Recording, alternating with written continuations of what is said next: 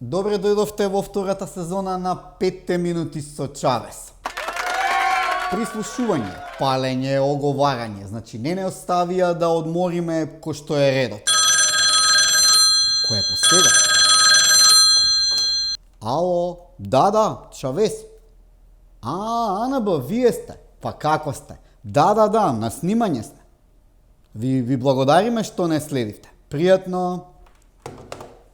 Значи, како знаат кај сме? Што ти е служба? УДБА, ОЗНА, МОЗНА, може вода да им носи. Македонија повторно се наоѓа во скандал со прислушување. За време на поранешната власт на СДСМ биле следени поранешниот лидер на опозицијата, а сегашен премиер, бизнисмени и новинари, меѓу кои и редакцијата на Република.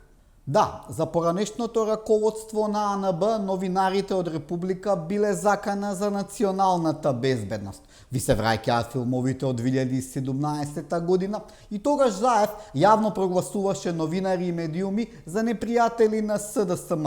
За нив, секој што е непријател на партијата е непријател и на државата. И тоа е доволно, оние од АНБ, да го приклучат копчето за снимање.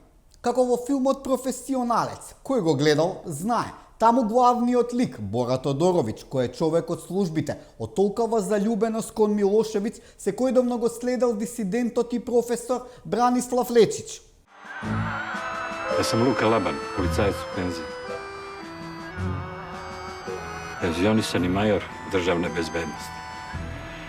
10 година си ти, човече, био мој случај. 10 година те ја пратим из дана у дан.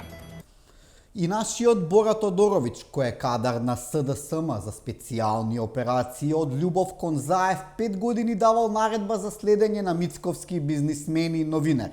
5 години. Знаете ли колку време е тоа и колку материјали имале за слушање? Штом додека СДСМ беше на власт, не покренале ниту еден случај, а камоли обвинение, можете да замислите колку прислушуваните разговори се закана за националната безбедност. Во тие разговори може сигурно се што да се најде. Оговарање, пцуење, бош муабети за политика, разговори со сопруги, швалерки, девојки, колеги, пријатели. Но што со тоа? Тоа се разговори за предкооперација, а не за грозување на националната безбедност како што сака да прикаже АНБ и СДСМ. Да не задзвонат овие пак? И кога премиерот најави дека овој скандал мора да биде разрешен по судски пат, од СДСМ дојде гениална идеја – разговорите да се декласифицирале. Како прво, Мицковски не е тој што може да бара или да наредува декласифицирање. Тоа може да го направи само суд или органот кој е издал наредбата, во случајот АНБ, не Мицковски, ама на СДСМ не име до судска разрешница, туку до шоу, панаѓур.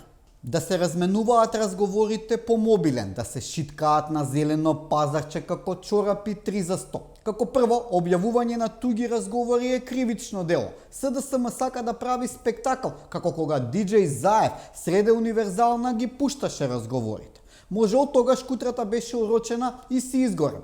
Доказите, кој и зошто бил следен, се за на суд, а не за фаќање сеир.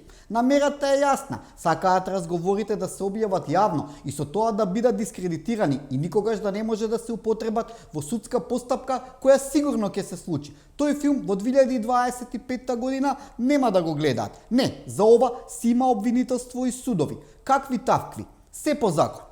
Туку да прашам невладините и независните медиуми, живи се? Нешто се тивки за оно што го правела АНБ под контрола на СДСМ. Нема протести секој ден во 6 пред СЈО. Нема правда, нема мир. Нема што нема. И со независноста навистина се претера. Ова беа првите 5 минути оваа сезона. Останете будни, затворете ги прозорците и внимавајте кога зборувате на телефон, за да не бидете и вие закана за националната безбедност. Никогаш не се знае.